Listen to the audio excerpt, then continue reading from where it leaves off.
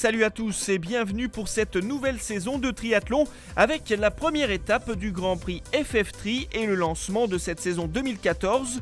C'est une tradition, ça se passe dans le nord de la France, à Dunkerque. Les premières à prendre place dans le parc à vélo, ce sont les championnes de France en titre, l'équipe de Poissy qui pourra compter sur l'expérience de Jessica Harrison et d'Andrea Hewitt. La pause pour immortaliser ce début de saison et les premiers autographes pour Charlotte McShane, championne du monde des moins de 23 ans, l'atout maître de Parthenay. 2014 est une année placée sous le signe de l'ambition en effet, et si nous n'étions pas sur le podium à la fin de la saison, nous serions quelque peu contrariés. Autre tête d'affiche, les filles du tri Val de Grès qui comptent dans leur rang Gwen Jorgensen, l'américaine, numéro 2 mondiale, c'est l'une des grandes favorites de cette première étape. On va essayer de bien se placer, là on sera appelé en 4e, donc les filles vont essayer de se coller aux meilleurs clubs, donc Poissy, Parthenay, Châteauroux, et puis essayer de bien prendre les pieds. Après je me fais pas de soucis, Gwen a bien bossé la natation, donc il n'y a pas de soucis, elle devrait sortir assez bien. La natation première des 3 épreuves, 750 mètres à parcourir dans le bassin du commerce, une eau à 16 degrés et dès les premiers mètres de course, on va assister à une véritable cassure. Un groupe de tête mené par Daria Pletikapa de l'Autun Triathlon et Sarah Groff de l'ICI Triathlon s'échappe. Certaines favorites, elles, sont lâchées. Une partie de la course vient de se jouer durant ces premières minutes dans l'eau. À la sortie de la natation, un groupe de 22 filles s'extirpe de la première transition et enfourche le vélo.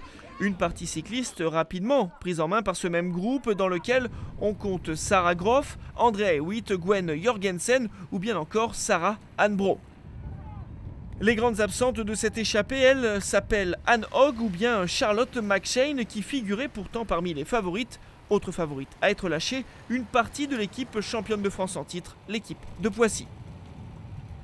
Et le piège va se refermer sur les poursuivantes. Impossible pour elles de revenir sur ce tracé très rapide.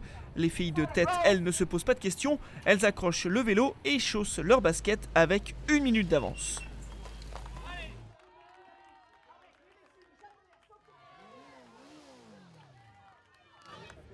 La dernière partie de cette course va se résumer à un duel entre Andrea Hewitt et Gwen Jorgensen. La néo-zélandaise et l'américaine prennent rapidement le dessus. En course à pied, l'américaine passe à mi-parcours avec une avance de 7 secondes sur Andrea Hewitt, 20 sur Hélène Pennock de Poitiers, Ainona Murua et Sarah Groff, elles aussi, sont lâchées.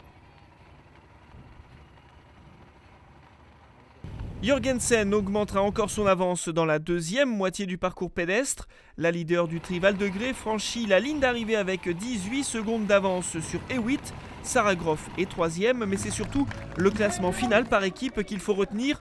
Le tri Val de Grès remporte l'étape avec 3 filles dans les 22 premières.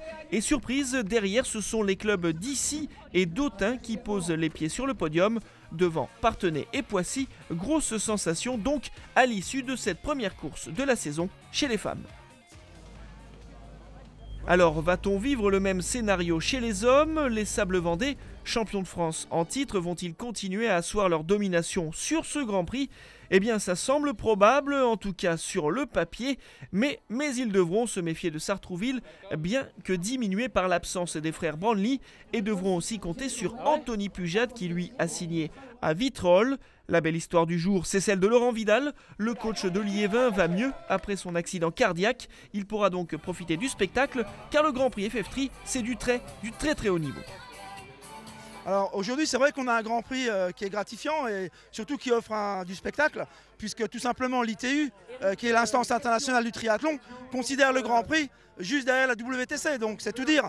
Aujourd'hui on a quand même les meilleurs triathlètes mondiaux qui offrent un spectacle de qualité et c'est du plaisir de voir évoluer tous ces coureurs sur le Grand Prix en France et ça donne vraiment une plus-value.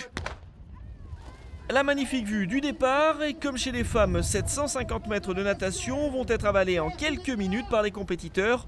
10 hommes sont devant, parmi eux Mario Mola de Sartrouville, Fred Belobre de Saint-Quentin en Yvelines, Anthony Pujade de Vitrolles, Dorian Coninx et Joao Silva des Sables Vendée. Bref, que du beau monde, que des favoris, contrairement à la course femme.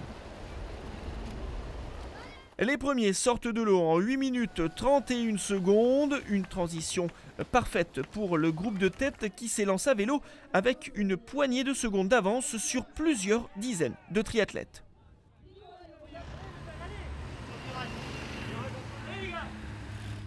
« 5 tours de 4 km, un parcours plat, une vitesse moyenne de plus de 40 à l'heure. Le tracé dunkerquois est l'un des plus rapides du circuit. Cela devrait favoriser le groupe de chasse et pourtant, c'est bien le pack de tête qui creuse l'écart sur les poursuivants au fil des tours.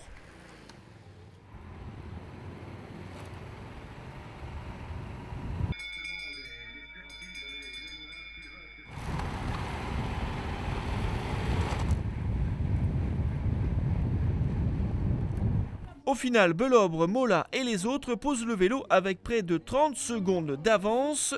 Anthony Pujade sort en tête de l'ère de transition, mais malgré sa très belle course, il ne peut résister au fulgurant espagnol Mario Mola qui le dépose littéralement sur l'une des premières lignes droites.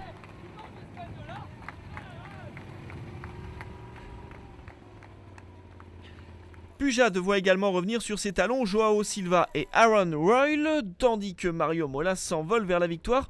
Derrière sa bataille ferme pour les 2 dernières places sur le podium, Joao Silva parvient finalement à s'extraire du groupe de 3. Pujade et Royle sont lâchés, mais le Français finira sur le podium. Mola passe la ligne avec 27 secondes d'avance sur le sablé Joao Silva. Anthony Pujade termine 3e et au classement par équipe, peu de surprise, les Sables Vendée, Sartrouville et Mulhouse terminent aux 3 premières places. Mais j'ai toujours dit qu'un titre ça se défendait, donc on va se battre jusqu'au bout avec nos armes, parce que bon, je pense en étant tout à fait réaliste que Sartrouville sur le papier est au-dessus de nous, mais aujourd'hui on a marqué des points, bon, ils seront précieux.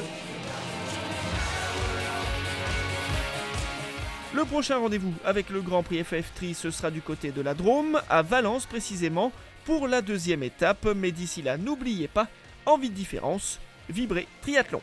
Ciao!